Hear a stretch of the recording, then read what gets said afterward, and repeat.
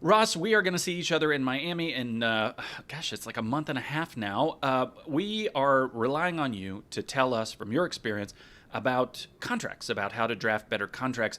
You know the deal. We all come out of law school, we get these in house roles, we start using Google. What is wrong with the way the contracts have been taught to us? Where are the gaps that you found in your experience? Probably the biggest gap is just given the necessity to do some triage and not obsess over every single word and provision and paragraph.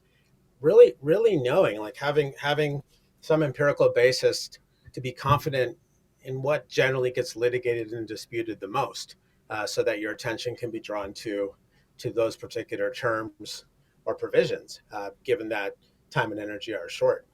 And I think that's something that often gets lost because you have a lot of these huge systems of contract drafting that want to say blow everything up and start all over again. Other times you have the opposite, maybe people just kind of fixating on one particular provision. But when you think about it, what really matters to most lawyers in-house or in firms is trouble down the road and how to preempt it. Yeah, gosh, that's so interesting because there's sort of two audiences when you're contracting, right? There's the users, the buyer and seller, or whoever's on the two sides of the deal, but there's also a judge somewhere potentially into the future. In your experience, how can we do that better? How can we get lawyers who may favor one direction or the other, because we've seen both, sort of over-indexed.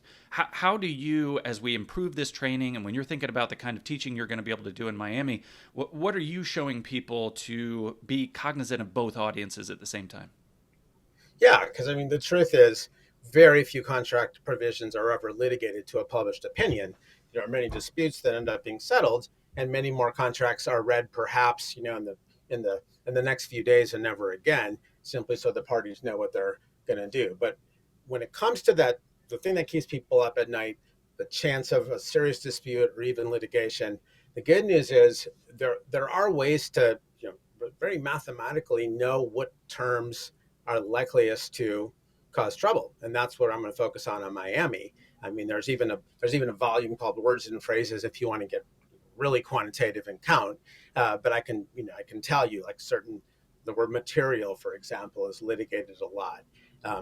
Well, the word reasonable is litigated a lot, but there's not much you can do about it. And or, even just the Supreme Court had something related to and or recently. Efforts clauses, right? Best efforts, commercially reasonable efforts, litigated a lot. And what I like to do is show people an actual scenario, giving them the business purpose that the attorneys were dealing with, and let them take a stab at how they would draft it. And then I show what the actual attorneys did and how the whole thing blew up.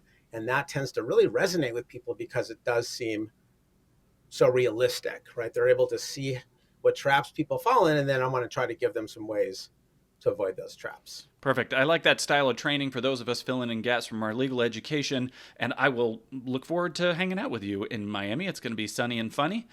So I appreciate you hanging out with us and giving us that information. For those of you who are watching this video, if you're a Law Insider Premium subscriber, don't forget you do get a discount to attend ContractsCon. So make sure you click the link at the bottom of this email. We'll see you all in Miami. Thanks, Russ.